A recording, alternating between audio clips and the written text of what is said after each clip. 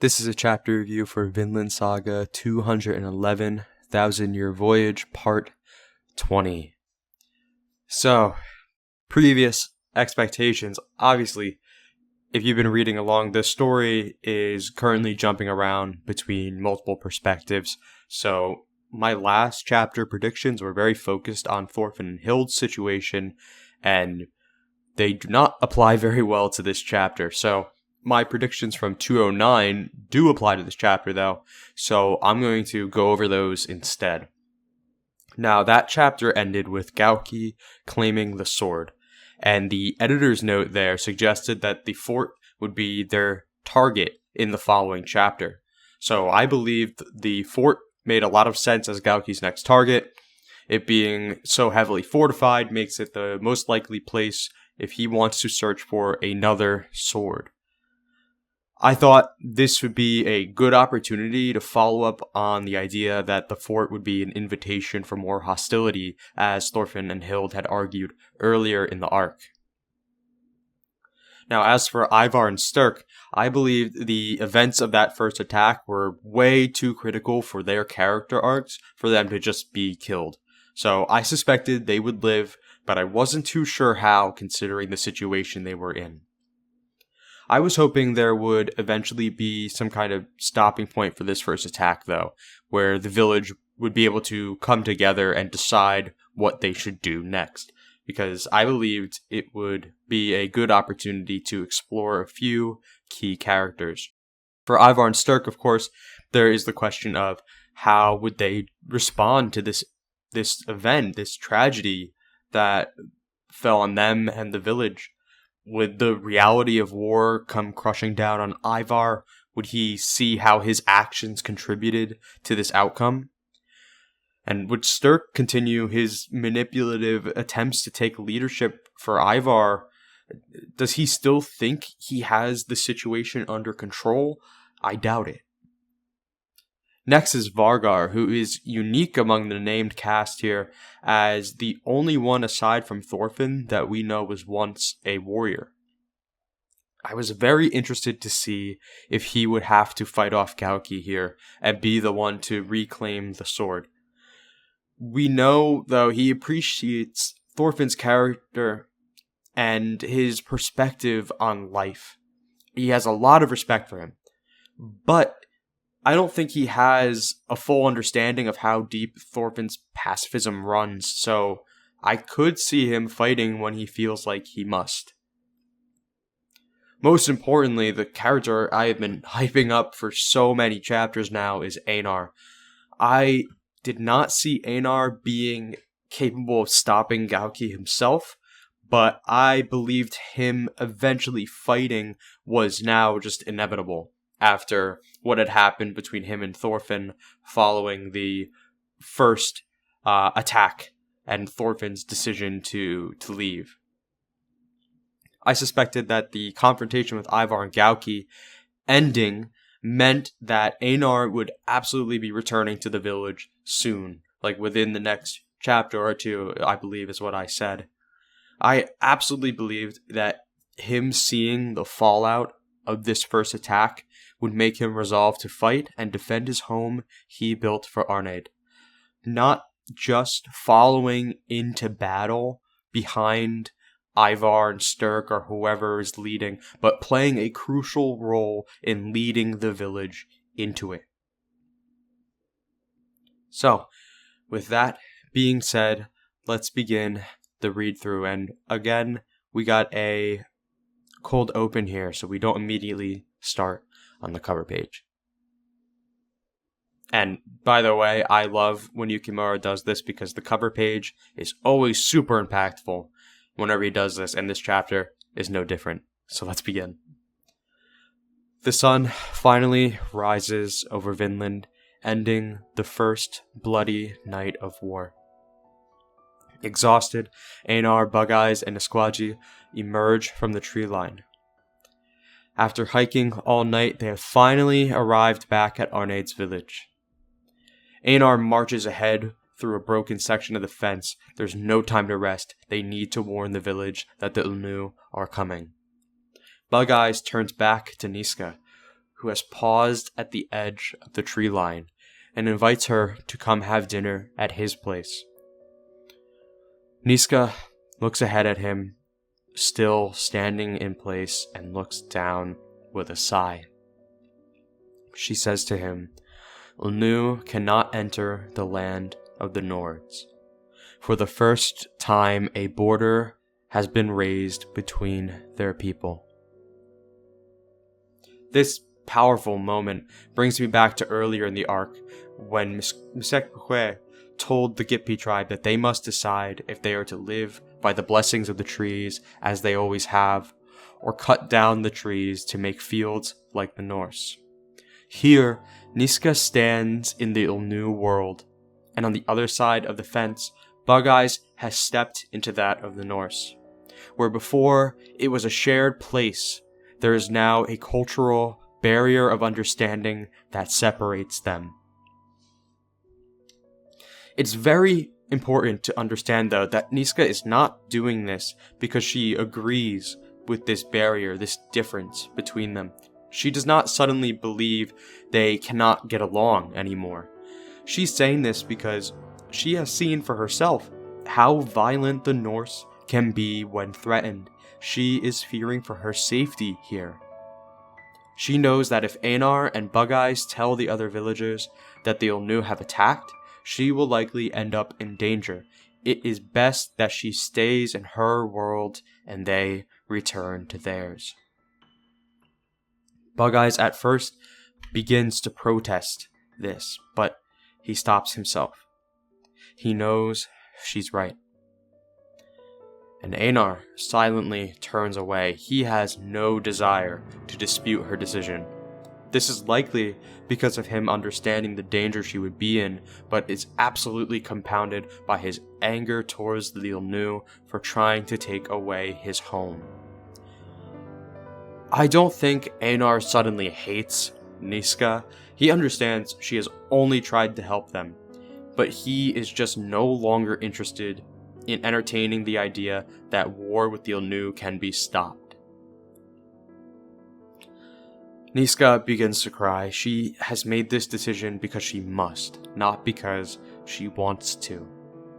She has lived intertwined with these two worlds, and she is now firmly being ripped back into one, regardless of her own feelings, with a piece of her heart left in the other.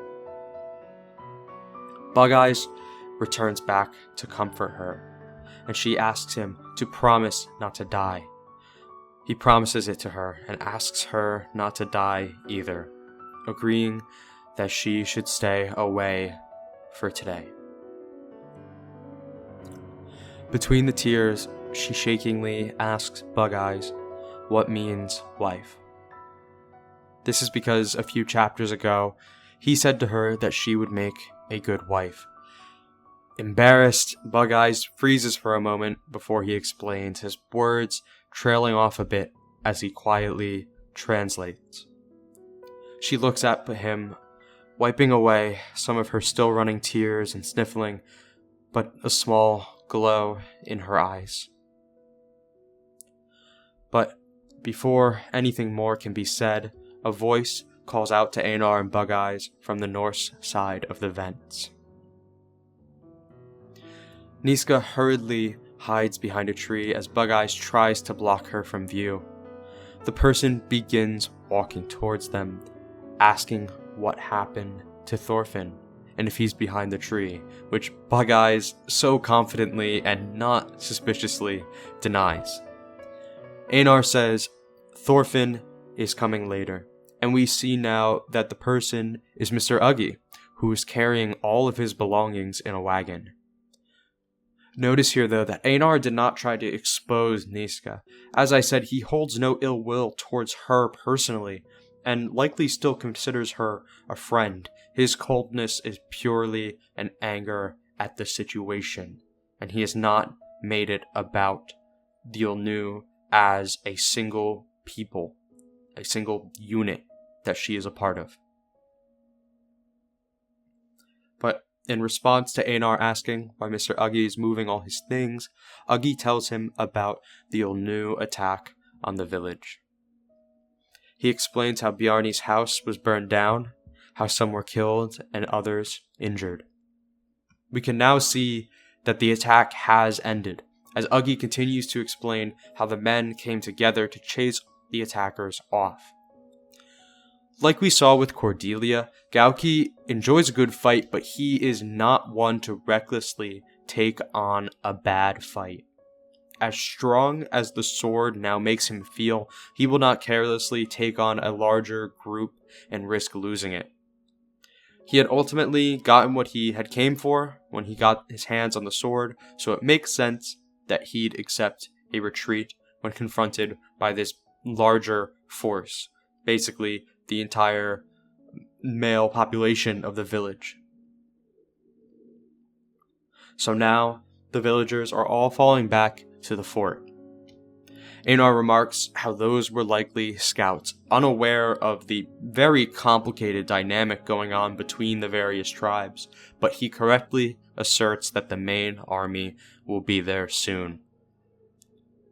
Einar begins rushing to the fort as Uggi calls to him, demanding he tell him everything.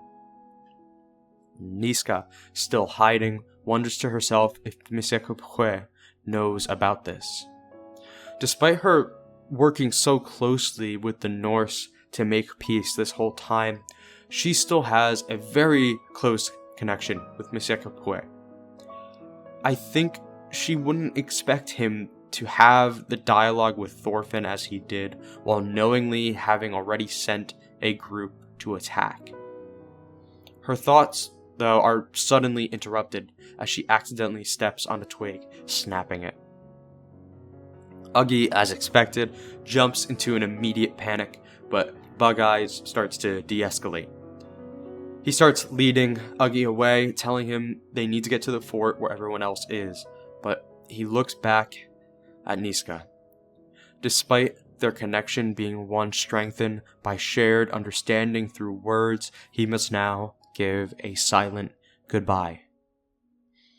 Behind the tree, Niska continues to cry, their separation now stranding her alone at the border of the world she belongs to. We move on to the fort. Despite Hild's recent threats, we see it still stands in full. Inside, we see the livestock have been moved in, weapons have been gathered, ships are prepared at the docks, and food has been stockpiled. Vargar and Cordelia watch among the rest of the concerned villagers as Uggi is shocked by Bug-Eyes' revelation that the Olnu have an army of 300 men. Bug-Eyes says it was only a quick estimate from Thorfinn, but regardless, he expects them to reach the village soon. The men are defeated already over this. 300 is just too large a number for them to stand up to, there being only about 100 among them, including women and children. One of Vargar's men turns to him for his opinion. Vargar asks Bug-Eyes to confirm that Thorfinn is retreating, and Bug-Eyes restates Thorfinn's decision that they would leave Vinland, having asked that the Olnu please not attack. Here, we see the lengths Vargar's respect for Thorfinn goes, considering his former status as a warrior himself, as he agrees to retreat. However, the logistics of this retreat will be difficult, as 4 ships will not be enough to carry 100 people and necessary supplies in one go. And again, we see Ivar's criticism about needing to prioritize building more ships has been vindicated. Vargar says women and children can go first with the food, and they will take them to an uninhabited island a day away to the northeast. Vargar's crew have used this island as a rest stop before. It has fresh water, so they can use it as a temporary shelter. He believes, though, that they can make everything there in 3 round trips, meaning full evacuation would take, at the very least, 6 days. After they do that, Vargar says Their next steps should be Thorfinn's decision. And an unsure silence lingers in the crowd. This plan is not very agreeable, especially the last part. Gudrid, already up and holding her baby after a very difficult night, asks Bug-Eyes if Thorfinn is safe as Carly holds her hand, her worries being echoed by him. Bug-Eyes tries to tell Gudrid that she should be resting, but she demands an answer. Bug-Eyes assures her that he is safe. It's Thorfinn, after all, and he has Hild with him. He mentions as well that they were both in the Battle of Jomsburg before, a fact that none of the other pioneers except Vargar and his crew would be aware of.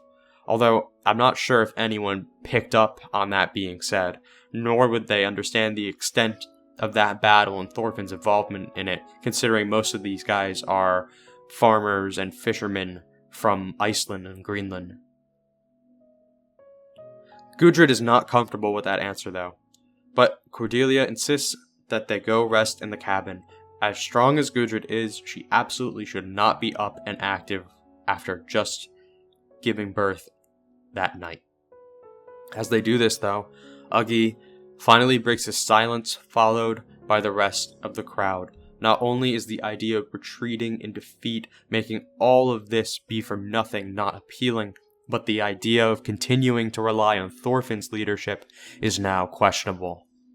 One woman says it was because of the disease that it wasn't Thorfinn's fault, but one of the men insists it is Thorfinn's fault for being so naive in the first place. The men come together insisting that they knew from the beginning there was no way they could coexist with Thorfinn, with one man even insisting he will take Thorfinn to court when they return. Despite their anger, the men have no resolve to fight though. They blame Thorfinn, but they are all beginning to either concede to retreating or just fall into hopelessness. However, someone approaches to stir them. Ivar, wounded and disheveled, approaches the crowd, followed by Sturk insisting that he rest. Having overheard this talk of retreat, he asks, "Didn't we build this fort to protect this village? Don't get scared off by a bunch of savages." Despite the harsh reality check he just faced that night, Ivar's stance on war has only been emboldened. While before, his ignorance is the primary reason for insisting on war, now his words are no longer suspicions, as he himself exists as proof of the new violence.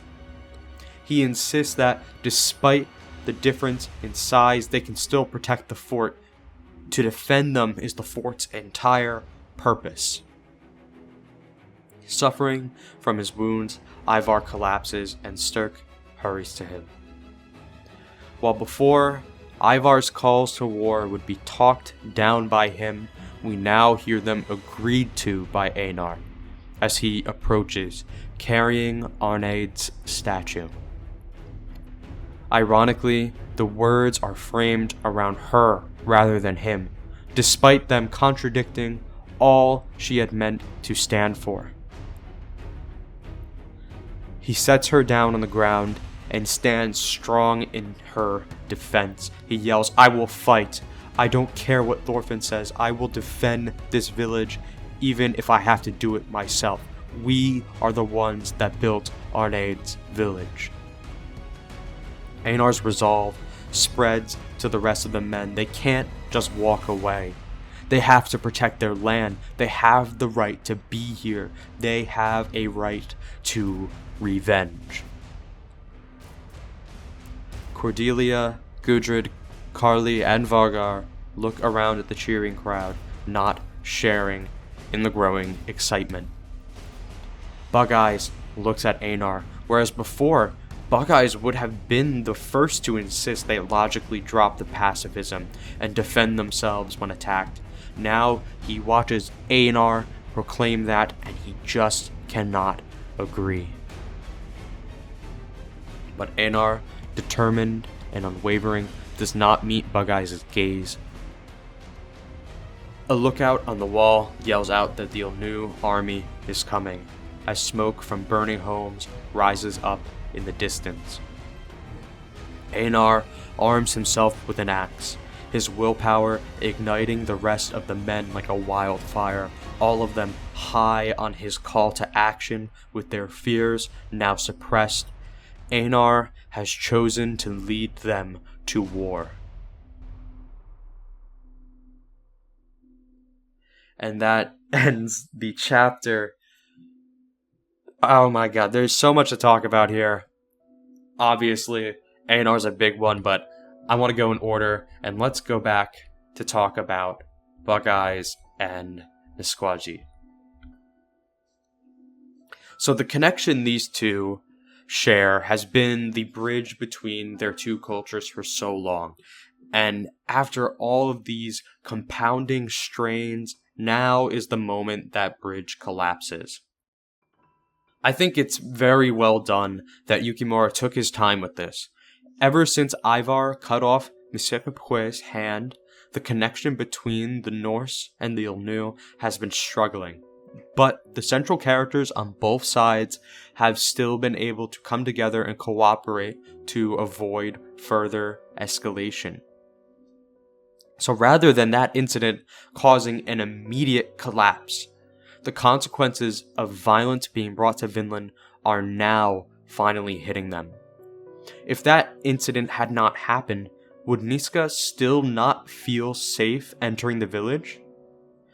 Even if the Ilnu were still attacking, as they are now, would she have instead been able to trust in the relationship she had built with the Norse and feel safe entering the village? Still, this is not just a lingering effect of that single moment. It was a cascade of events, some connected and some completely by chance, that has finally been enough to create a barrier between the Ilnu and Norse that Niska no longer feels safe crossing. Rather than this conflict being properly understood by everyone as one between this tenuous alliance of tribes and the village, it has been forcefully shaped into a conflict between Ilnu and Norse, regardless of the bonds that predate it. Now, for Bug-Eyes and Niska's relationship specifically, it definitely seems it is moving in the direction of romance. Before, when Bug-Eyes had mentioned to Niska that she would make a good wife, I felt that Yukimura was probably going down this route, but I wasn't positive. But with their parting ways here, I'm certain that is the author's intent.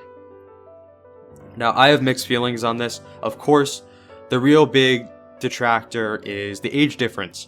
Bug-Eyes and Niska have not been given ages directly in the canon manga, but Yukimura has said online that Bug-Eyes is the same age as Thorfinn, around 27, and Niska was around 15 or 16 when she was first introduced.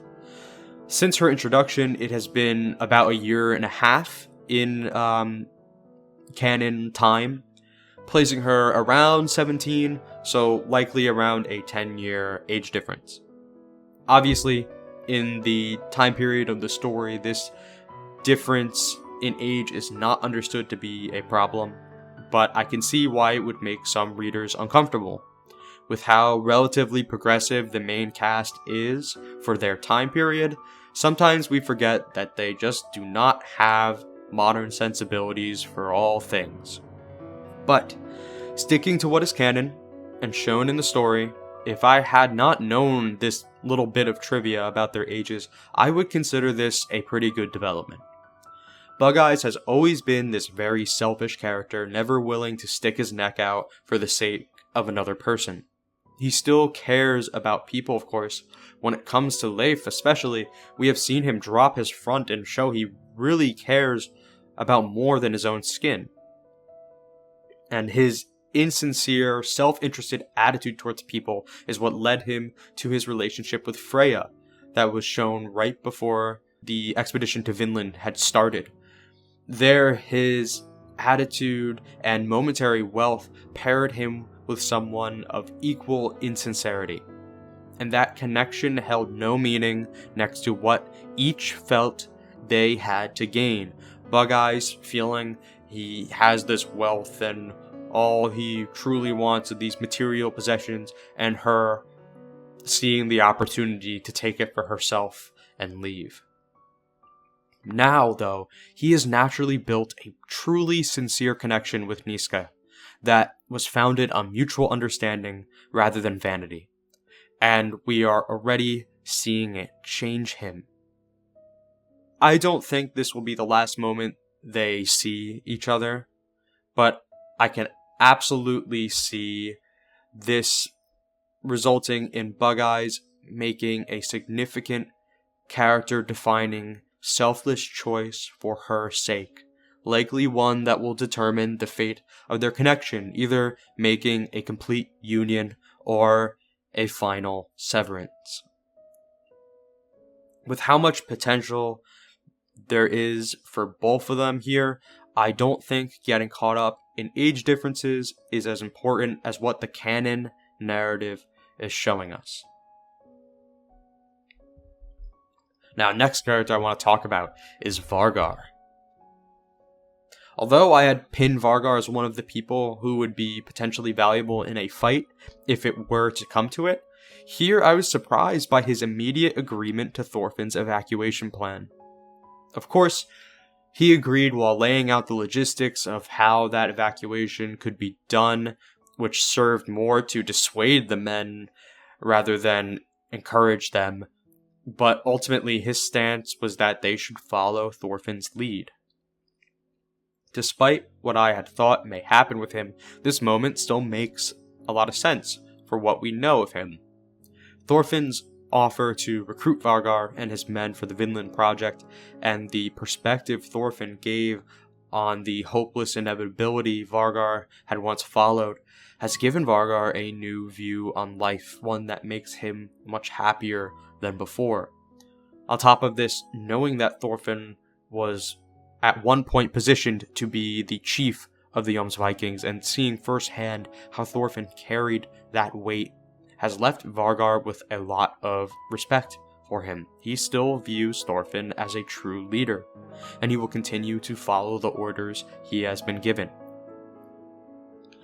I'm looking forward to seeing where this ultimately takes him. I want to know why Yukimura felt having a former Jomsviking here was necessary, and I don't think that potential is going to be wasted. Now quickly, I want to mention Gudrid here.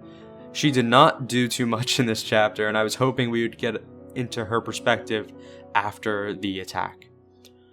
I still believe Yukimura has something planned for her, but there's just obviously a lot to cover right now. And now that the war is properly starting for both sides, I'm very interested to see what role she will play, as well as Carly and Cordelia. Obviously, it would not make sense for any of them to follow suit with Einar here, but the progression of this war will eventually push them. Now, Ivar and Sturk.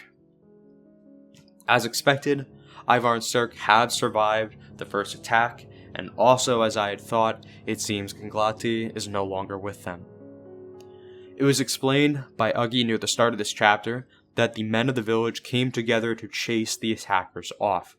I'm not 100% satisfied with this explanation for why Ivar and Sturk weren't just finished off, but like I said during the read-through, I can see why Gauki would fall back and not risk losing the sword against a larger force. Still, these two absolutely need to see more of this war in order to complete their character arcs.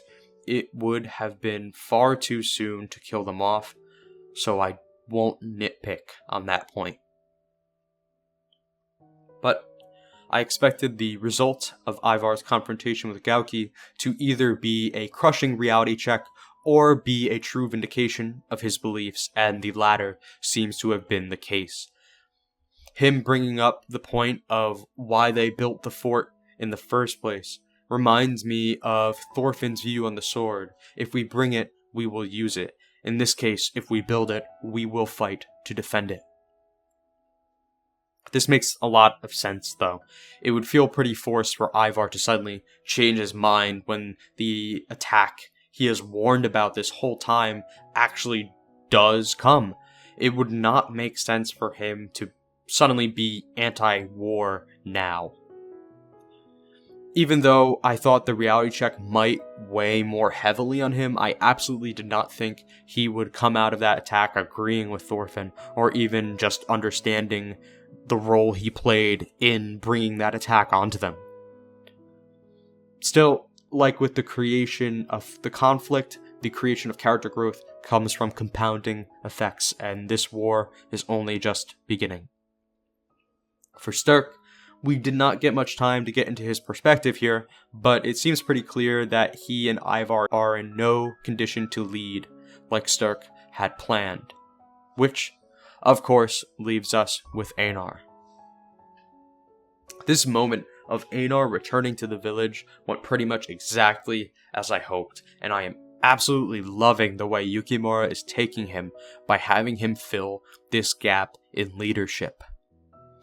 Again, it is important to understand that Einar has not suddenly dropped his friendship with Thorfinn. This is not a betrayal of their brotherhood. It is a natural disagreement, and both feel they are doing what is best for themselves and likely for the other. As I've said in previous reviews, the seeds have been planted from the start to show that Einar's agreement with Thorfinn has always had a fatal flaw that differentiates the two. Einar's concern is not with this grand defiance of violence, it is with the ability to protect his home and his own peace. Through this connection with Thorfinn, he believed that Thorfinn's method of true peace was worth a try. He fully believed in this idea that they could create a peace without swords by escaping far from the reach of war and slavery. Einar's understanding was that violence would be left behind, and that they could prevent it from being created again, that he would be able to live without being victimized once again. However, now that violence has arrived despite their best efforts, Thorfinn continues to hold his belief that righteous violence does not exist, while Einar thinks it is reasonable to defend himself and his home when attacked. Why should he have to lose everything he's worked for because some warriors want to have it? Why should he have to lose Arnheid again? It's this thought process that has brought us to this point where Einar is the one spurring all the men in the village on to arm themselves and prepare for war. There is such a sad irony in him bringing Arnheid's statue into the fort, planting her at his feet, and swearing to defend her, once again leaving her without a choice as Einar becomes the storm. Like Gardar before him, Einar has chosen war for Arnheid's sake rather than prioritizing their safety as she would have wanted. Also, much like Kettle, Einar leads these men into a fight that will undoubtedly claim many of their lives. Although their reasons and circumstances differ, both men choose war over losing what they have built. Like Sverkel warned them, too much wealth leads to disaster.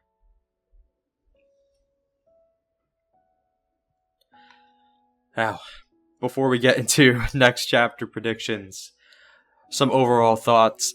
This chapter essentially played out how I was expecting, how I've been saying this should go, and ultimately this was a necessary transitional chapter for the Norse side of the conflict, especially for Einar. Still, seeing Einar's trajectory change fully come to fruition was incredibly satisfying as it was painful, especially in the way it mirrors what we once saw with Gardar and Kettle. This character progression is just so spectacular. Many people simply expected Einar to die as some cheap means of progressing Thorfinn's character, so I am incredibly thankful that Yukimura is the one writing this story. Writing aside, though, this was also just a very impressive chapter for art. There are just so many distinct and high-quality pieces of character art here, with very few panel copies. Yukimura is absolutely in a really good flow right now. And now that we have positioned the pieces for war on both sides, and we have had our moment of respite here after the last attack, we are absolutely entering a rapid progression to the end from here. I expect to get into some really big character arc climaxes very soon. So, with that being said, what's going to happen next chapter? Considering how we've been alternating back and forth between different perspectives here, I imagine we will be returning to Thorfinn's perspective next chapter. Although I gave predictions on that in the last chapter review, I kind of want to revise them here a little bit, considering what has happened here. Now, the events of this chapter won't directly impact Thorfinn's situation, at least not yet, but the fact that we have progressed time to the next morning reframes the encounter with Pulmuk. I doubt Yukimura will rewind time again to show what happened there, so I expect we will return to see the result of Pulmuk's decision rather than seeing it directly. So this skip forward means more likely than not, Pulmuk has chosen to help Thorfinn and Hild like I hoped. Despite his complicated feelings towards the Norse, he would not just turn on his friends. What I expect to see is that Pulmuk snuck Thorfinn and Hild away to the Gitpi tribe camp, where Thorfinn's wounds have been tended to throughout the night. Now, what I'm really hoping for is that Misekwe will also be there, and we might have a chance to have him and Thorfinn talk once again. Now that the war has completely spiraled out of his control, despite Thorfinn's willingness to leave, Misekwe has a lot to think about considering his role in bringing this destruction onto his people and onto the man who he has misjudged. If we can get Misekwe to help treat Thorfinn's injuries as the tribe's healer, that would make for such an impactful moment. Still though, considering the disease, I think Pulmuk will want the Norse to leave Vinland, which thankfully Thorfinn also wants. Unfortunately though, it means Pulmuk must eventually fight for the sake of the Gitpi tribe's survival. And if that's the case, we may find that he is on a collision course with Einar's group either way. And as I've been saying, that will finally be a moment where friends have turned on friends. But that is much to come in a war that is only just getting started. We have a lot that needs to happen, but do not underestimate how fast the story can go once we get moving, as I've been saying. So, we'll see how much we'll see next month. Thank you for watching, and I will see you then. Bye.